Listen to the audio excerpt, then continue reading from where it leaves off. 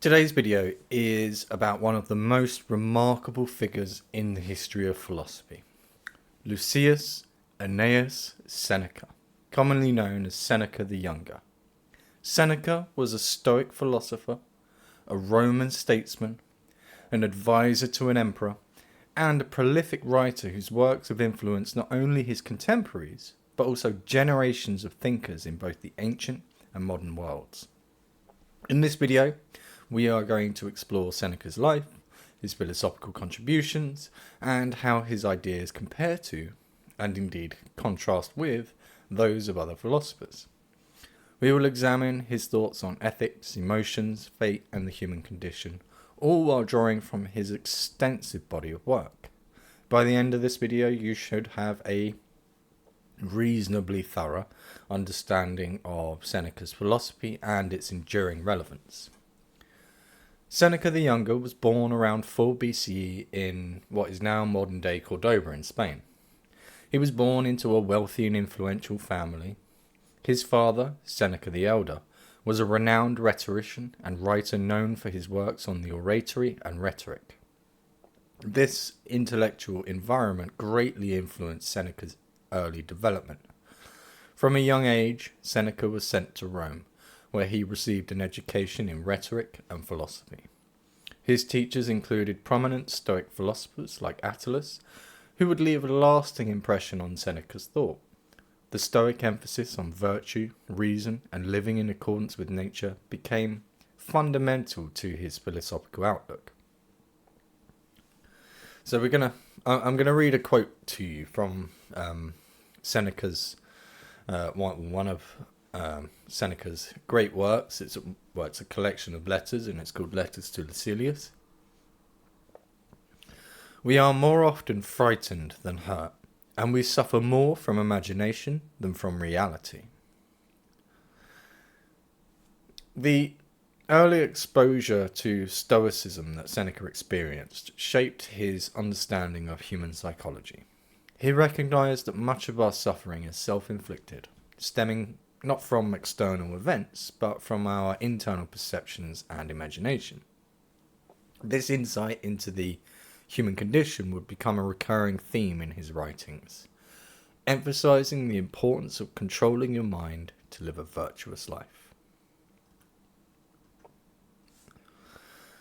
Seneca's career in Rome was marked by both success and peril. He entered public service as a quaestor.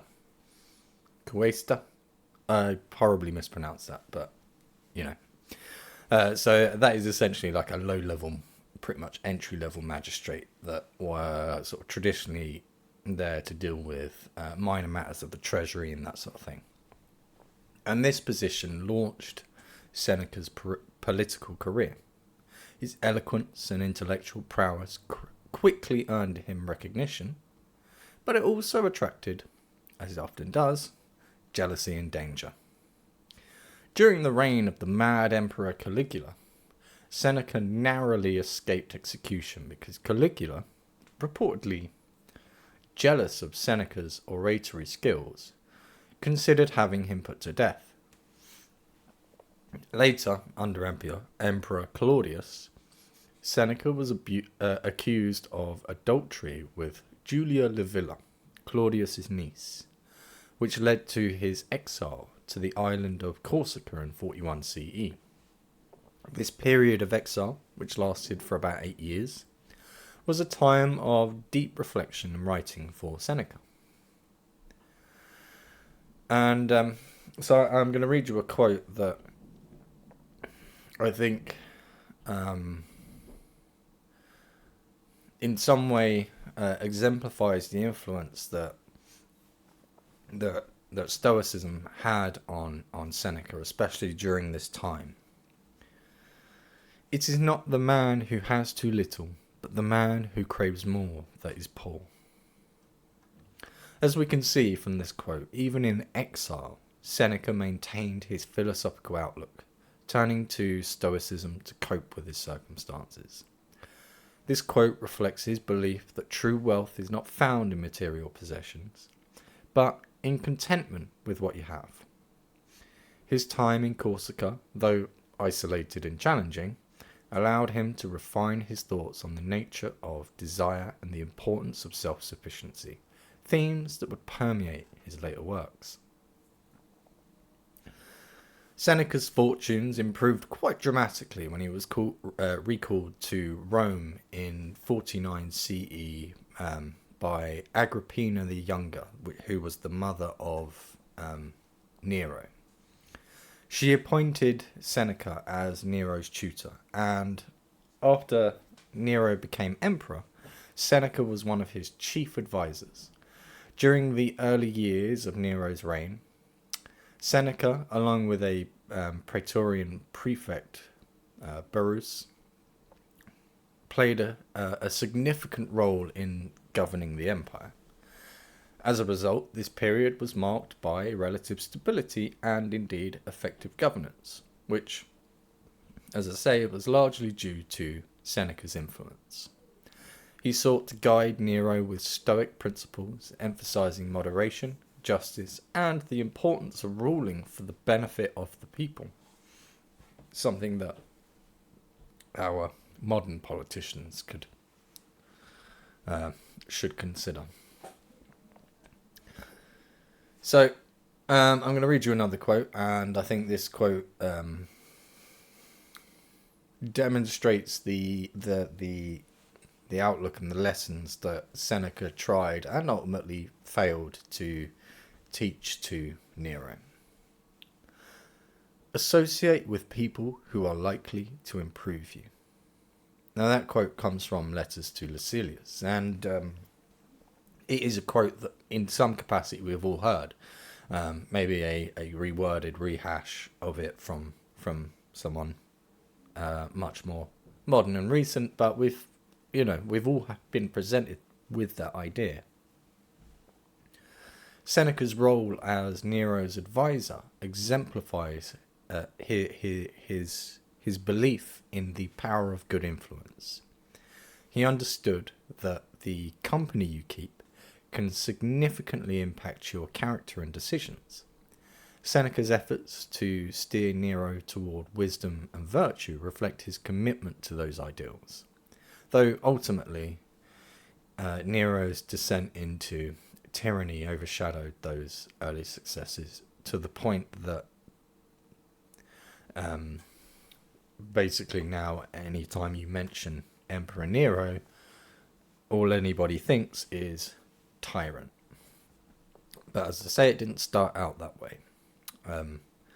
Seneca really wanted to push Nero towards embodying the ideals of like a philosopher king. Unfortunately, it wasn't to be. So despite his early influence, Seneca's relationship with Nero deteriorated as the emperor became increasingly tyrannical. So by 62 CE, Seneca had withdrawn completely from public life. And it is, although unconfirmed, it is the most likely reason for that is to distance himself from Nero's erratic behaviour, dangerously erratic behaviour. However, in 65 CE, Seneca was implicated in the Pisanian conspiracy, which was a plot to assassinate Nero.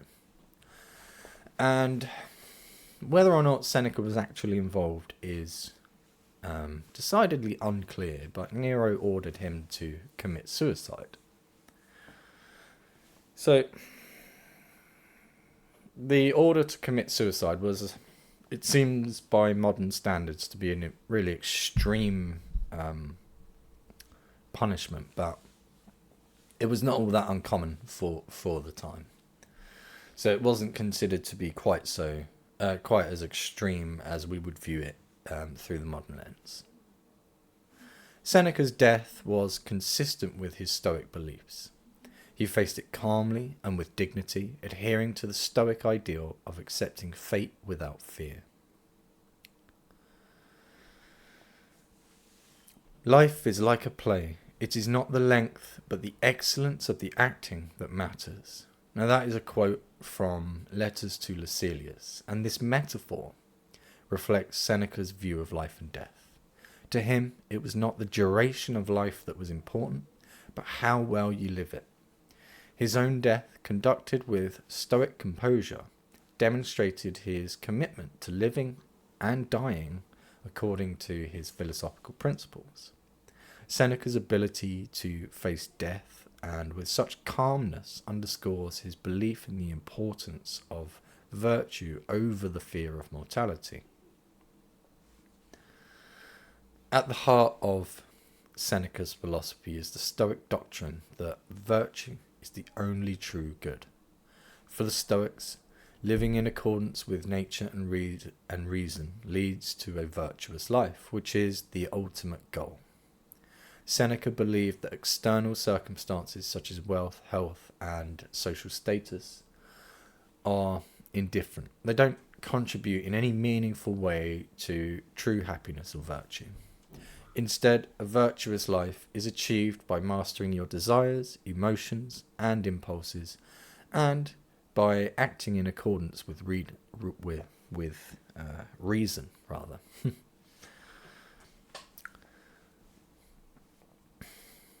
True happiness is to enjoy the present without anxious dependence on the future. And that is another quote from Letters to Lucilius, and this quote encapsulates the Stoic ideal of contentment in the present moment, free from anxiety about the future. Seneca teaches that happiness comes not from external goods or future expectations, but from living virtuously in the present. This focus on the here and now, the present, is a key aspect of Stoic ethics, emphasizing that we should cultivate virtue now rather than worrying about what might come later. Another central theme in Seneca's writings is the control of emotions, which is known in Stoicism as apatheia. Apatheia, depending on whether you're from up north or down south here in the UK. So, apatheia is like a state of being free from destructive passions. Seneca believed that emotions like anger, fear, and grief could disrupt our rationality and lead us away from virtuous action. No man is more unhappy than he who never faces adversity, for he is not permitted to prove himself. And Seneca wrote that On Providence, and this quote reflects Seneca's belief that adversity is essential for testing testing and proving your own virtue. In Stoicism, challenges and difficulties are opportunities to practice emotional control and strengthen your character. By facing adversity without being overwhelmed by emotions, you can demonstrate true Stoic resilience and wisdom. I have another quote that I feel is relevant, but it is one we've already looked at. But, here we go again. But we're looking at it from a different angle now. It is not the man who has too little, but the man who craves more that is poor. And that is from Letters to Lucilius. This quote illustrates Seneca's understanding of desire as a source of suffering. For Seneca, it's not the external lack that makes a person poor, but the internal craving for more. This craving leads to emotional turmoil, whereas contentment with what you have leads to peace of mind, which is a key aspect of apatheia. One of Seneca's most famous works, On the Shortness of Life, emphasizes the importance of using your time wisely. He argues that life is not inherently short, but that we often waste our time on trivial pursuits, leading to a sense of a hurried and ultimately unfulfilled and seemingly pointless life. In on the shortness of life, Seneca writes, "Life, if well lived, is long enough." Seneca asserts that a well-lived life is not measured by the length, but by how it is lived. He challenges the common perception that life is too short, suggesting instead that the real problem is how we choose to spend our time. For Seneca, a life dedicated to virtue, reflection, and the pursuit of wisdom is long and fulfilling, regardless of its actual duration. Begin at once to live and count each separate day as a separate life. And this quote comes from Letters to Lucilius, and it is an attempt to encourage an immediate and purposeful approach to life. Seneca advises us to treat each day as a complete life in itself, fully embracing the present moment. By doing so, we can live with greater intentionality and avoid the regret of a life wasted on trivial concerns. So we're going to have a little look at the role of fate and providence.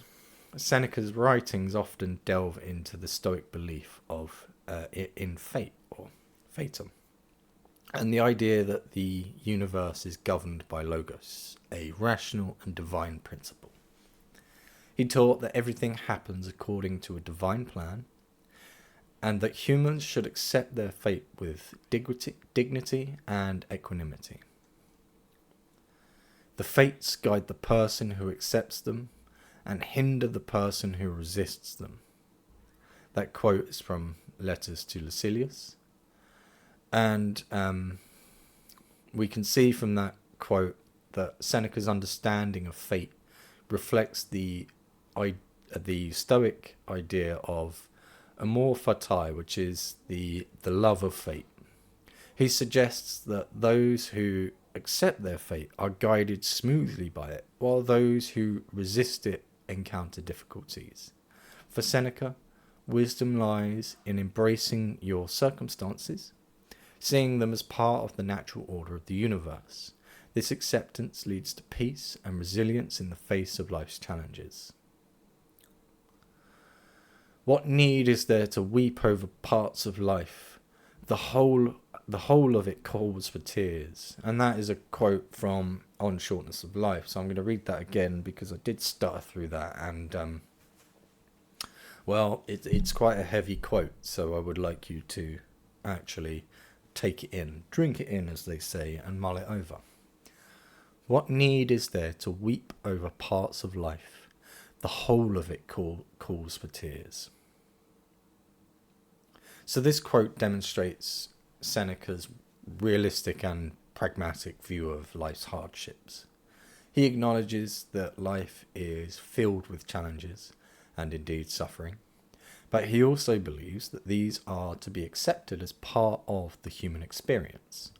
By accepting the totality of life, including, if not especially, its difficulties, we can achieve a Stoic detachment that allows us to live more serenely. Seneca believed that philosophy wasn't just an intellectual pursuit. It is a practical guide for living a good life. So we're going to look at a couple of quotes that I think kind of exemplify Seneca's position on philosophy as a guide to life.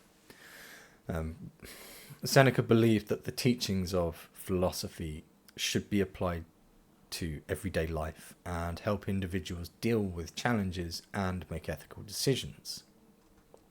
In Letters to Lucilius, he writes, "Philosophy teaches us to act, not to speak.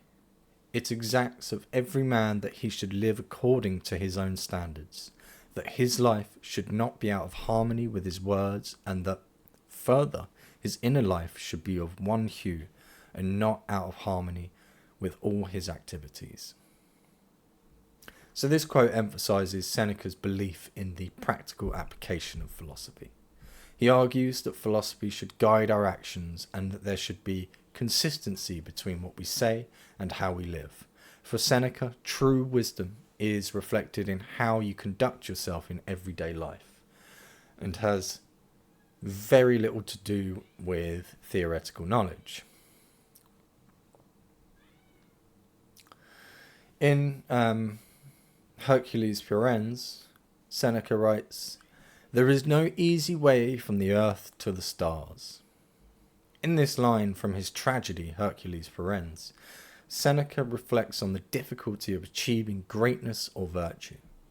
The journey to moral excellence is challenging and requires significant effort and perseverance. This metaphor illustrates Seneca's belief that the path to living a virtuous life is not easy, but is the most worthwhile pursuit. Seneca believed that daily self-examination was essential for moral improvement. He encouraged individuals to reflect on their actions and thoughts regularly to align them more closely with Stoic principles. In Letters to Lucilius, he writes, "Every night before going to sleep, we must ask ourselves, what weakness did I overcome today? What virtue did I acquire?" Now that is a set of questions that that could be easily put into practice by everybody, everywhere, every day. Because it's really simple and it's the sort of beginning of self-improvement. So this quote captures the essence of Seneca's practice of self-examination.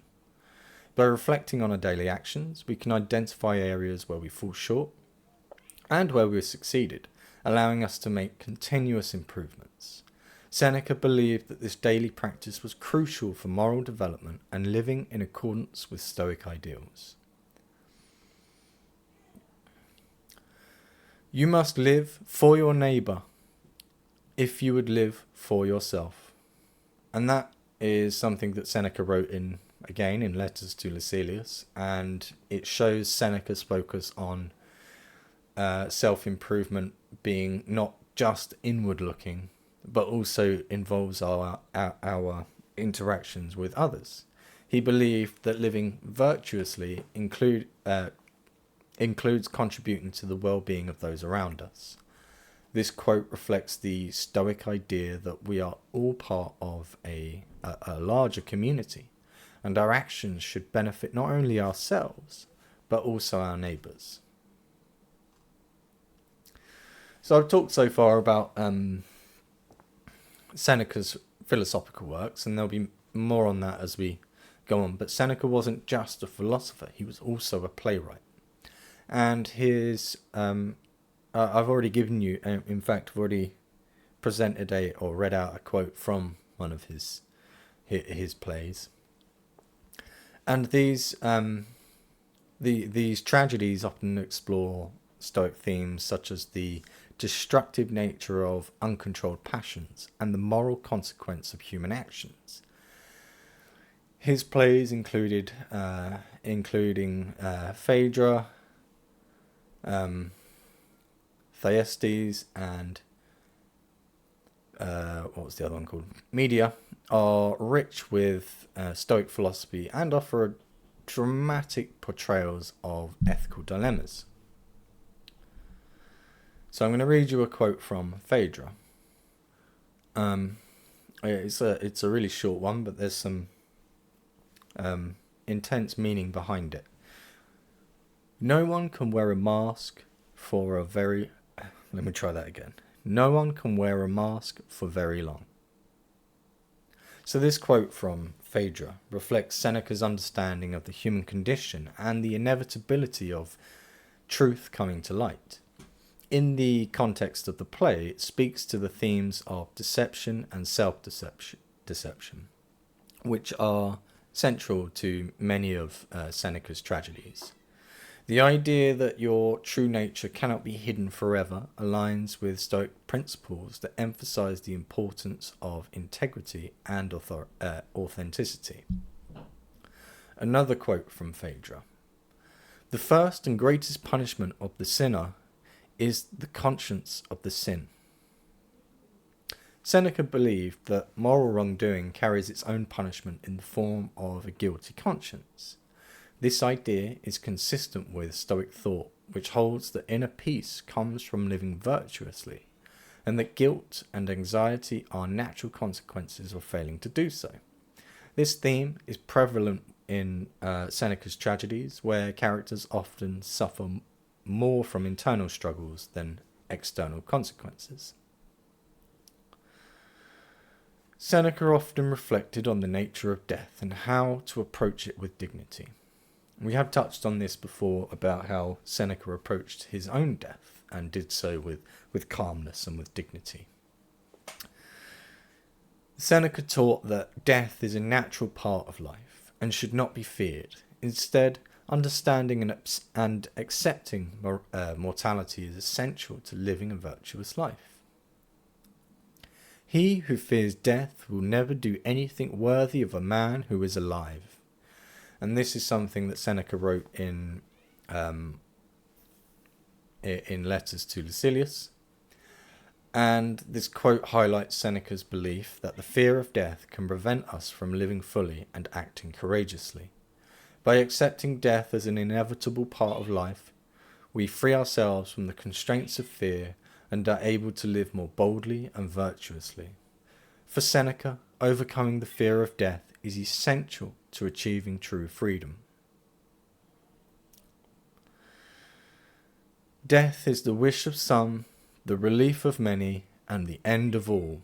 That's another quote from Letters to Lucilius, and this quote reflects Seneca's view of death as being like pragmatic and rooted in Stoic acceptance. He acknowledges that death is a universal end, and that it is perceived differently by different people. Some see it as a release from suffering, others as a finality to be accepted. This perspective encourages a calm and rational approach to death, seeing it as a natural conclusion rather than something to be feared. So that's some thoughts on death and the fear of death.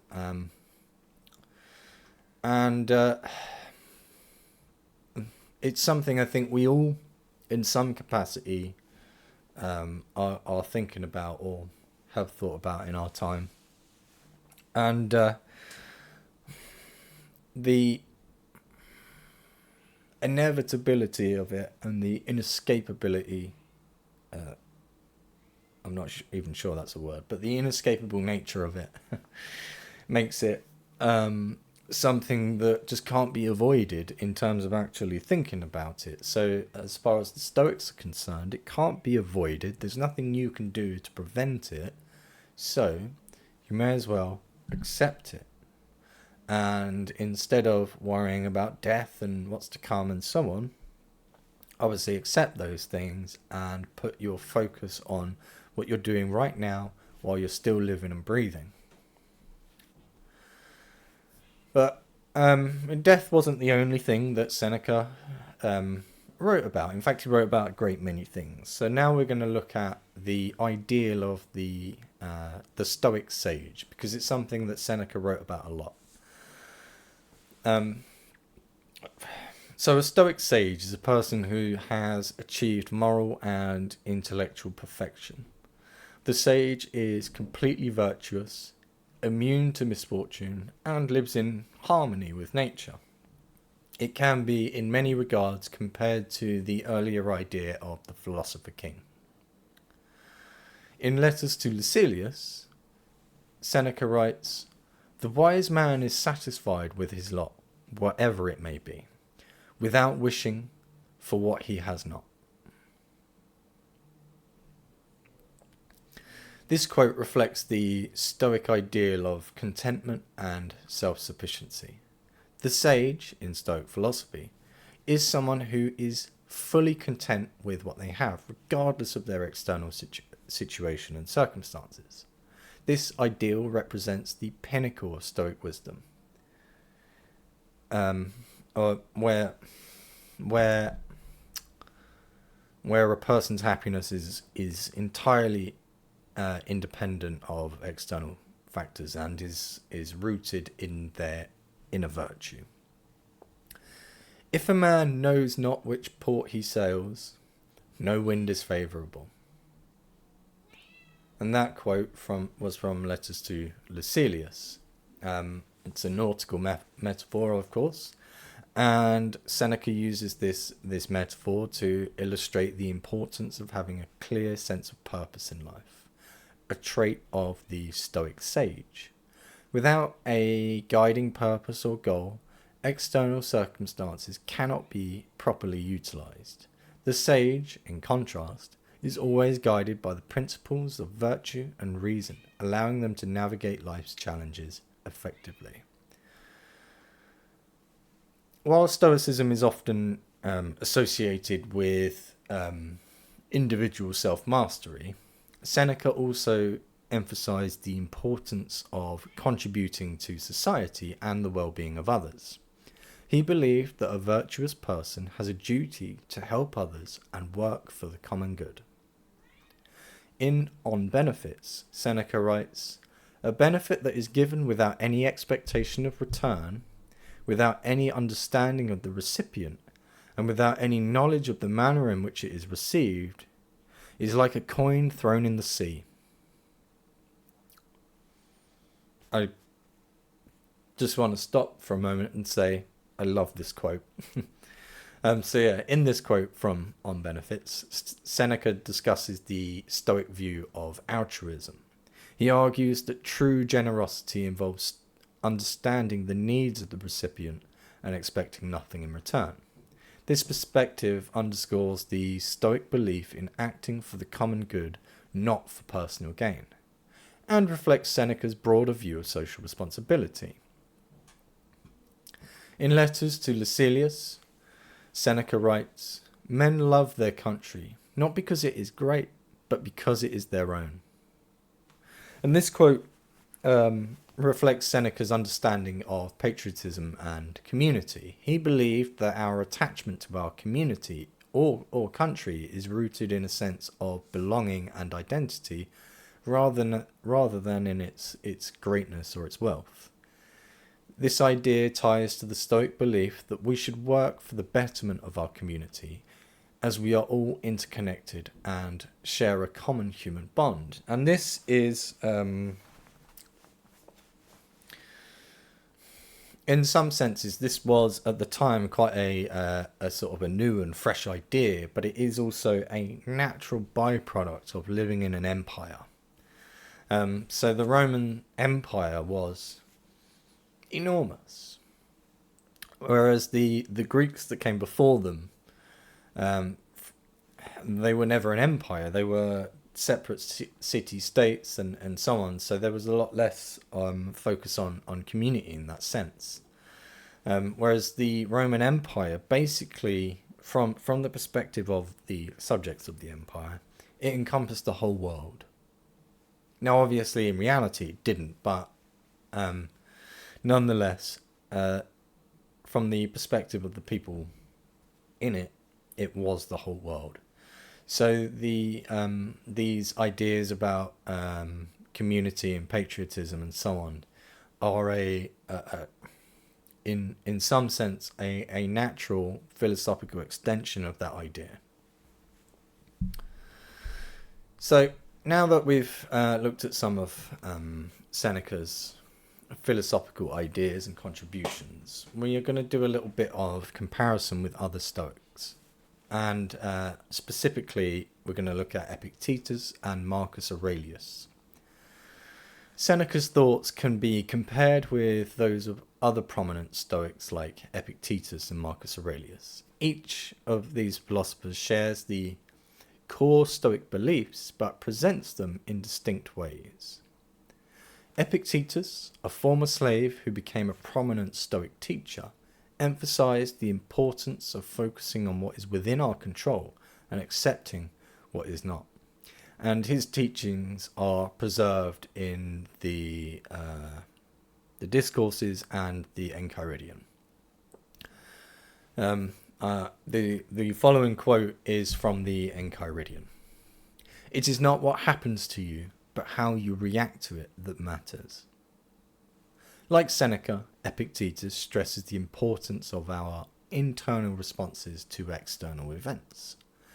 Both philosophers agree that our happiness and virtue depend on how we interpret and react to life circumstances, rather than on the circumstances themselves.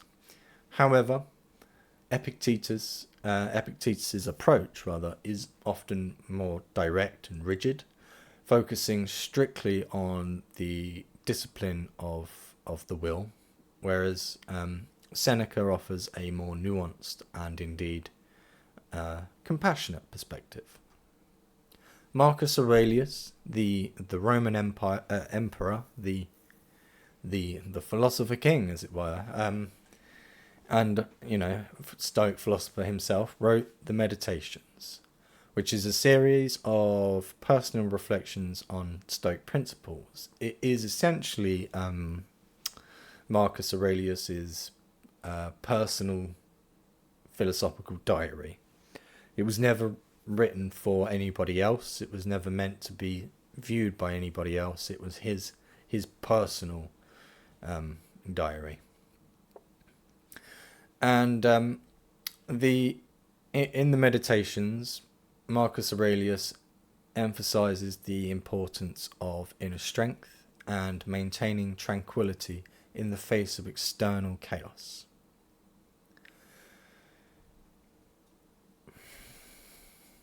You have power over your mind, not outside events. Realize this and you will find strength. That is a quote from the Meditations by Marcus Aurelius, and like Seneca, Marcus Aurelius highlights the Stoic principle of focusing on what we can control, our thoughts and attitudes. Both philosophers believe that true strength comes from mastering our internal world rather than trying to control external events. However, Marcus's reflections are often more introspective and personal, whereas Seneca's writings are much more didactic and are aimed at guiding others. And that is a big difference between Marcus Aurelius and Seneca. Because when Seneca wrote, he wrote for other people. Whereas when Marcus Aurelius was writing Meditations, it was the act of writing Meditations that was important. It was never meant to be, seen by anybody else. So that's where a lot of the differences between Marcus Aurelius and Seneca occur. So now we're going to look at some earlier philosophers, because Marcus Aurelius and Epictetus were, or could be considered in some sense, contemporaries, because they were both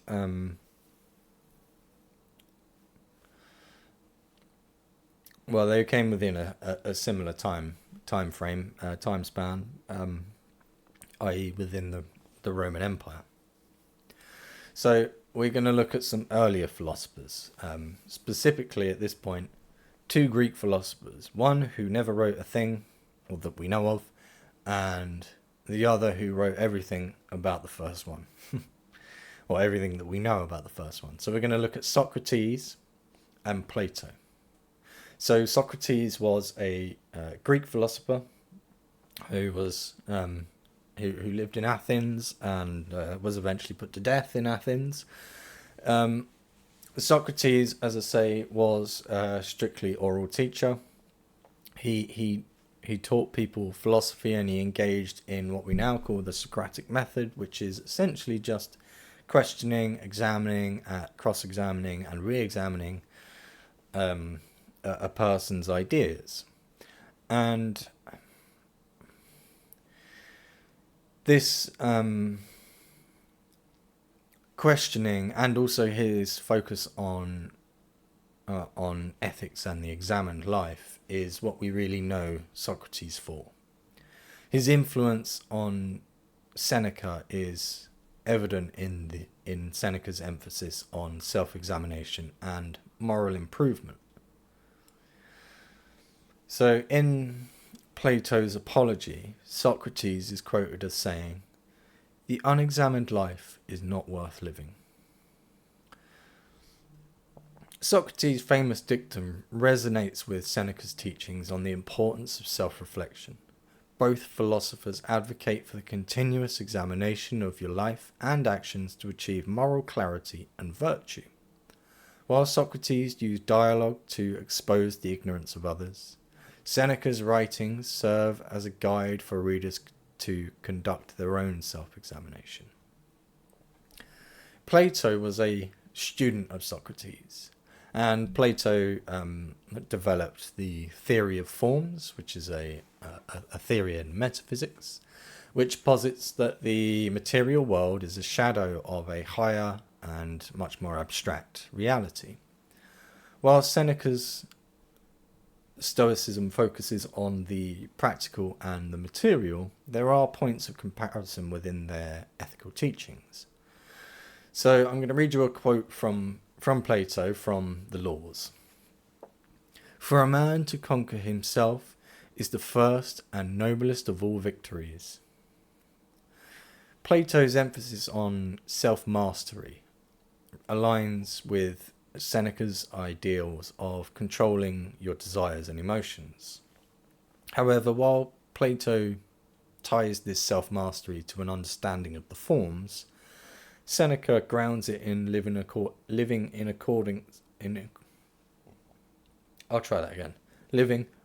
to nature and reason without the need for a separate metaphysical realm. Seneca's Stoicism is much more practical and focused on the material world, whereas Plato's philosophy is much more abstract and speculative. So now we're going to do another, we're going to have a look at another philosopher to compare with Seneca, and this time we're going to look at Aristotle. Now, Aristotle was a student of Plato's. So there's a line of succession within the sort of Stoic principles. So Aristotle was another giant of ancient philosophy, and Aristotle offers a somewhat different perspective on ethics and the good life. His virtue ethics emphasizes the development of character through habituation and practice. Aristotle's ethical theory focuses on achieving eudaimonia, or flourishing, through the cultivation of virtues. While both Aristotle and Seneca value virtue, they differ in their views on the role of external goods and emotions. So, in Aristotle's Nicomachean Ethics, he writes, Virtue is a mean between two vices, one of excess and one of deficiency." Aristotle's doctrine of the mean contrasts with Seneca's approach to emotions like anger. While Aristotle sees virtue as a balance between extremes and acknowledges the appropriateness of moderate emotions, Seneca believes that certain passions, particularly anger, should be avoided altogether. This difference highlights a key divergence.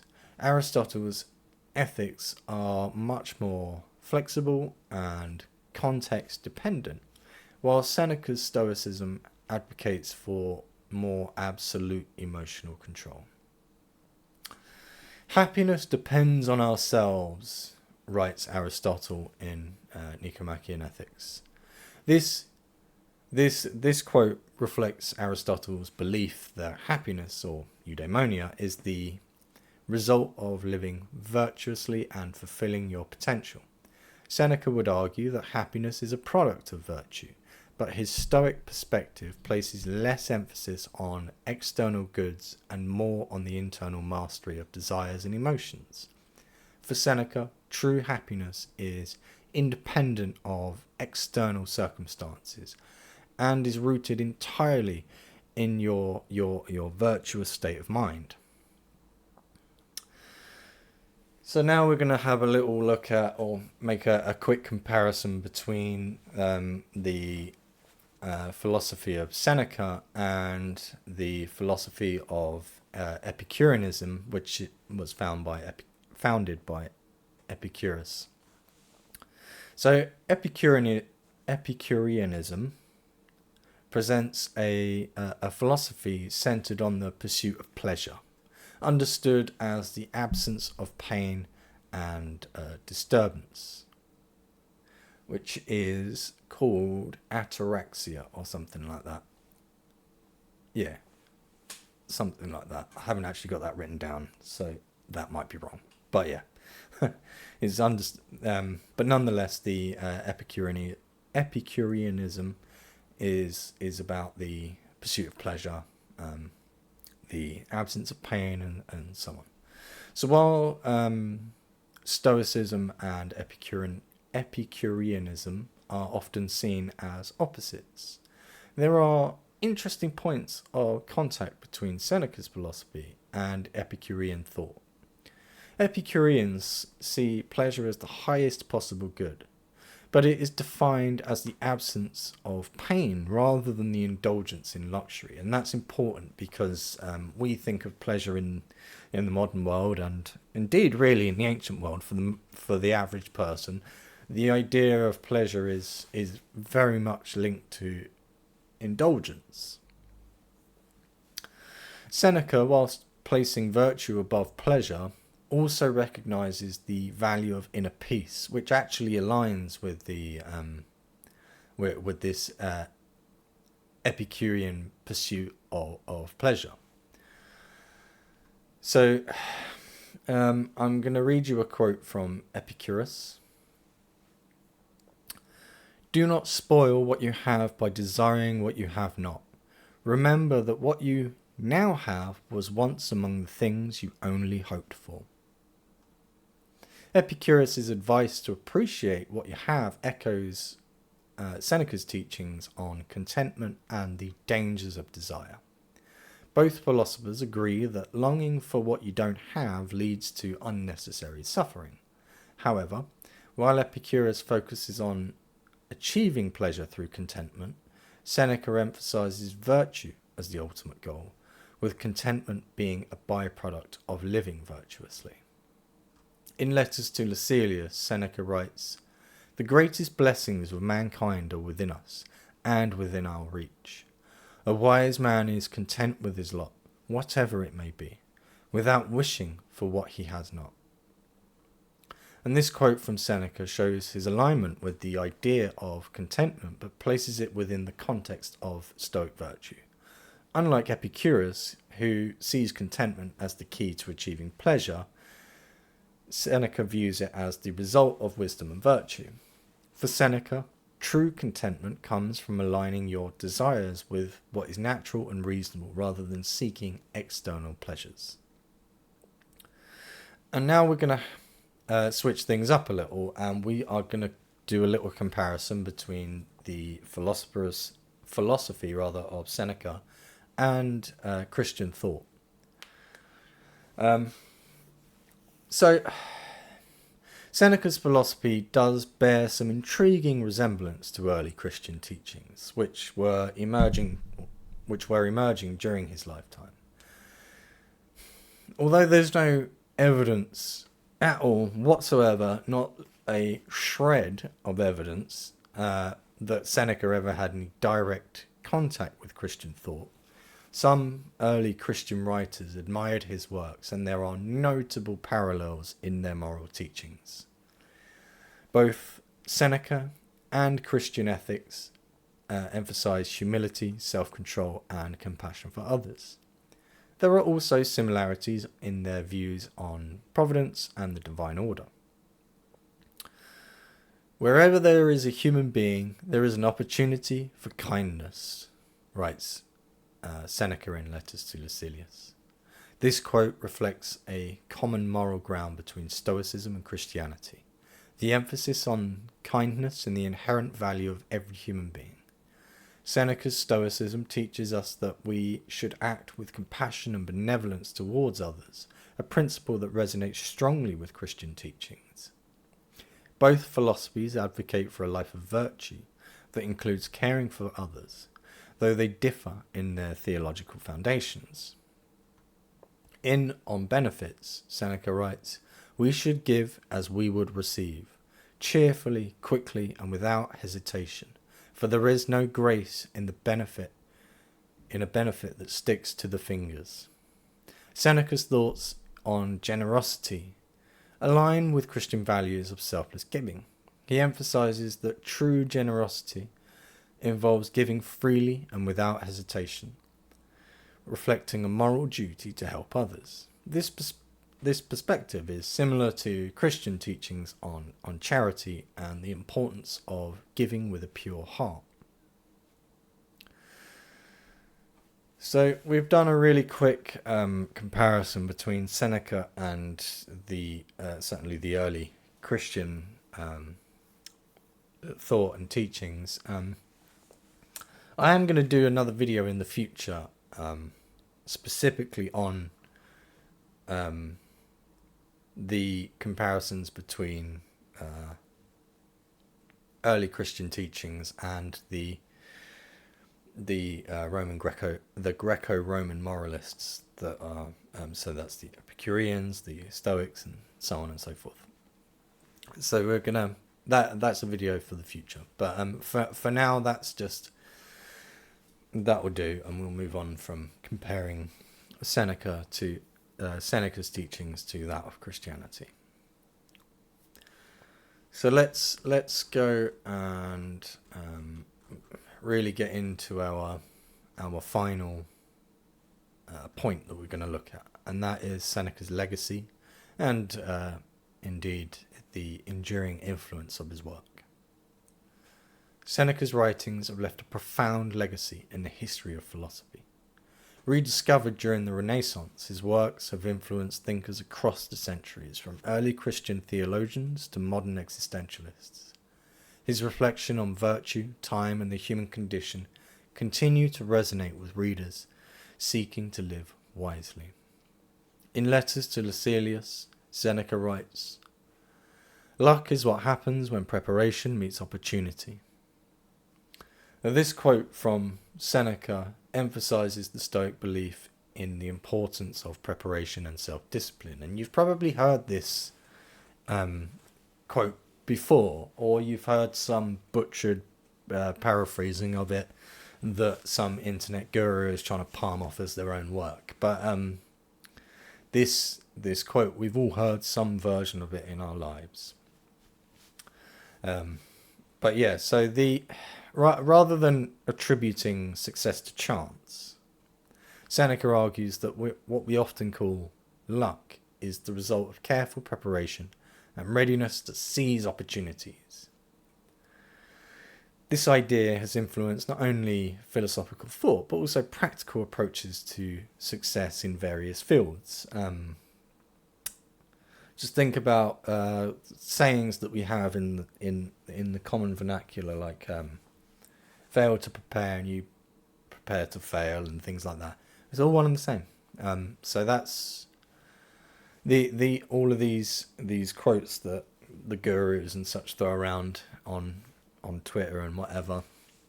They're all ripping off Seneca in that regard, but it is something that is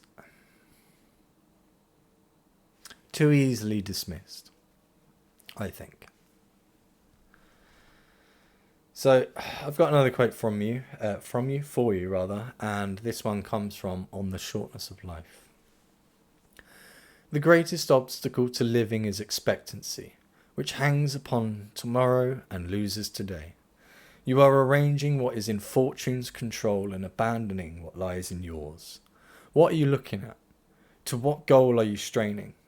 The whole future lies in uncertainty.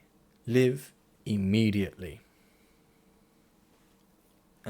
That's a pretty heavy one. And I am going to read it again because but this is the last quote that we're going to go through in this video, because we are actually very near the end.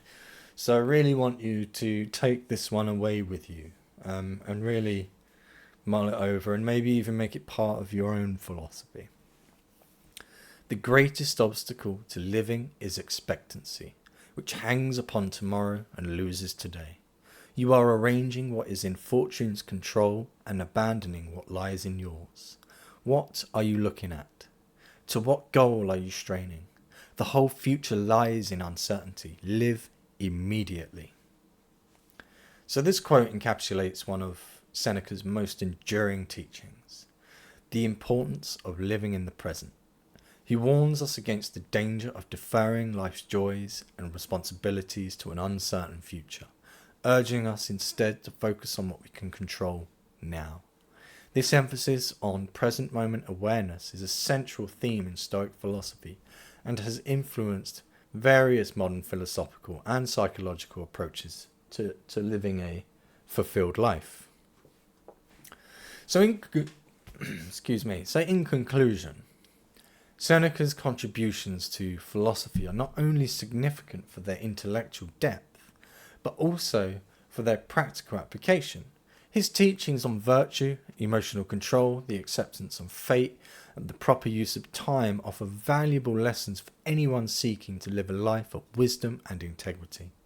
Seneca's ability to articulate complex Stoic principles in a way that is accessible and actionable has ensured that his work remains relevant across the ages. His reflections challenge us to examine our own lives, to strive for virtue, and to embrace life's inevitable challenges with grace and wisdom. As we reflect on Seneca's words, let us remember that for him, philosophy was not merely a way of thinking, but a way of living, a guide to living a life of purpose, resilience, and moral excellence. So thank you for your attention today. We've been together at this point for around an hour, I think. So I really appreciate you listening to the likely droning sound of my voice. If you've found anything interesting in what I've said, and if you've reached the end, I think you must have done. Do all the YouTubey things, like, subscribe, whatever it is. Do all of that stuff. That would be appreciated, and you will also then get, as far as I'm aware, you then get notified when I release new videos and so on and so forth. So yeah, thank you for your attention. And before we part, I want to encourage you to continue to explore Seneca's works and to consider how his Stoic principles might be applied in your own life.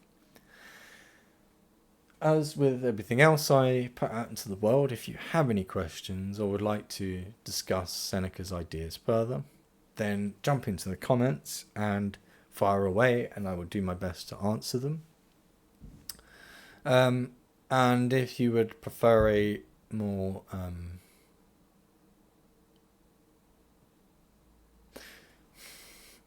let me try that again. So if your question, if you've got a question and it's a big heavy question that can't be answered in a comment, then don't think that you can't ask the question. Throw it in, and in the future I will make a whole video to answer the question. So thank you very much for your time, and that was the life and philosophy of Seneca the Younger. And thank you very much. I appreciate your time, and I will see you next time.